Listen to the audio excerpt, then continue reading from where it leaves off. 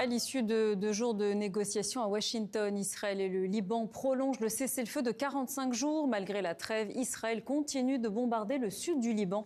Une attaque de drone a tué 2 secouristes. Luc Hurtel.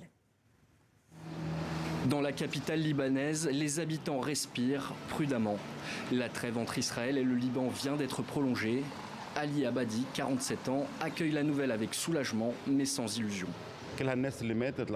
Personne n'est en faveur de la guerre, mais on veut une paix durable. Mais pour moi, c'est trop tard. Cette paix a coûté tant de vies, tant de destruction et tant de souffrance.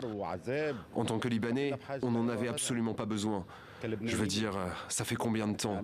Presque 40 ans de guerre? Sur la corniche de Beyrouth, même attente et même lassitude chez Bassem Mahmoud. Ce cessez-le-feu doit mener à une vraie trêve dans le sud, car ce qui se passe là-bas est déchirant. Cette destruction et cette dévastation ne sont pas pour le Liban, mais pour servir des intérêts étrangers. Nous sommes arrivés à un point où, après 40 ans, le pouvoir de décision doit revenir à l'État. Et le peuple libanais doit pouvoir vivre comme il le mérite. Washington a annoncé vendredi la prolongation de 45 jours du cessez-le-feu décrété le 16 avril par Donald Trump. C'est la 3e série de pourparlers depuis qu'Israël a intensifié ses frappes sur le Liban après des tirs de missiles du Hezbollah le 2 mars, 3 jours après le début de la guerre américano-iranienne.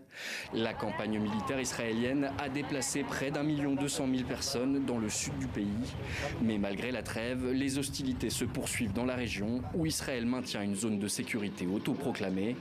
Hier, en pleine négociation, des frappes ont visé la ville côtière de Tyr contre des objectifs du Hezbollah, selon l'armée israélienne. Il n'y avait rien ici. Cela servait d'abri pour les déplacés. Il n'y avait rien d'autre que des enfants, des femmes, des personnes âgées, c'est tout. Les pays voisins se retrouveront à nouveau à la table des négociations les 2 et 3 juin sous médiation américaine.